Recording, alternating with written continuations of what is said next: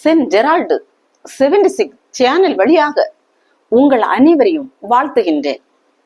எனக்குள் பிரியமானவர்களே, இந்த நேரம் அருமருந்தின் மகிமை பற்றி உங்களிடத்திலே நான் கூற ஆசைப்படுகின்றேன். என்னுடைய கணவருடைய கைகளிலேயே ஒரு சிறிய வீக்கம் ஏற்பட்டது. நேரமாக ஆக அந்த வீக்கம் பெரிதாகி கொண்டே இருந்தது. என்னுடைய பெற்றோர்கள் கூறினார்கள், உன்னுடைய கணவனை ஹாஸ்பிட்டலுக்கு கொண்டு செல்லுங்கள், அல்லது உன்னுடைய கணவரை வைத்தியரிடத்திலே கொண்டு காட்டு என்று. எனக்கு அருமருந்தின் மீது நம்பிக்கை இருந்தது. அருமருந்தை என்னுடைய கணவருக்கு கொடுத்தால் அவர்களுடைய கைகளில் இருந்து வீக்கம் குறையும் என்ற ஒரு நம்பிக்கை எனக்கு இருந்தது. நான் என்ன செய்தேன் தெரியுமா? அருமருந்தை என் கையில் எடுத்தேன். இது வேளாங்கண்ணியிலே உள்ள பாட்டில். அருமருந்தை என் கையில் எடுத்தேன். இயேசு கிறிஸ்துவனிடத்திலே ஜெபித்தேன்.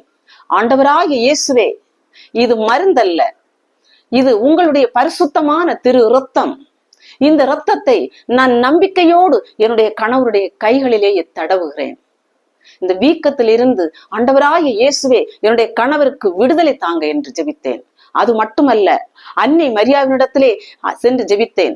அம்மா மாதாவே, இந்த அருமருந்தை நான் நம்பிக்கையோடு என்னுடைய கணவருடைய கைகளிலே நான் தடவி கொடுக்கிறேன். அம்மா அம்மா, இது அருமருந்தல்லம்மா, உங்கள் மகனுடைய இரத்தம் என்று நான் முழு நம்பிக்கையோடும் விசுவாசத்தோடும் அன்னையின் இடத்திலே ஜெபித்து இந்த அருமருந்தை என்னுடைய கணவருடைய கைகளிலேயே நான் தடவி கொடுத்தேன்.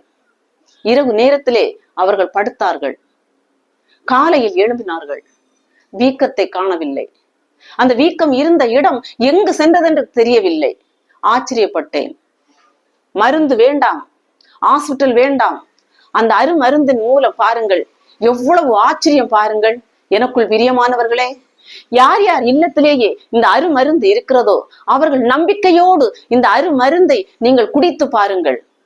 உங்கள் உடலிலேயே வியாதிகள் இருக்கிறதா?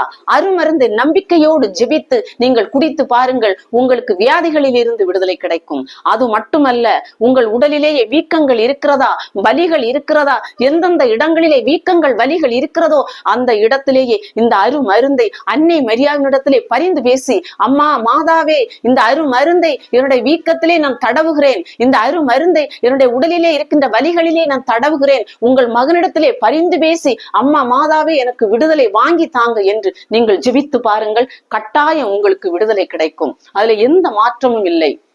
எனக்குள் பிரியமானவர்களே, இந்த அருமருந்தை நீங்கள் தண்ணீர் என்று நினைத்தால் அது உங்களுக்கு தண்ணீர்.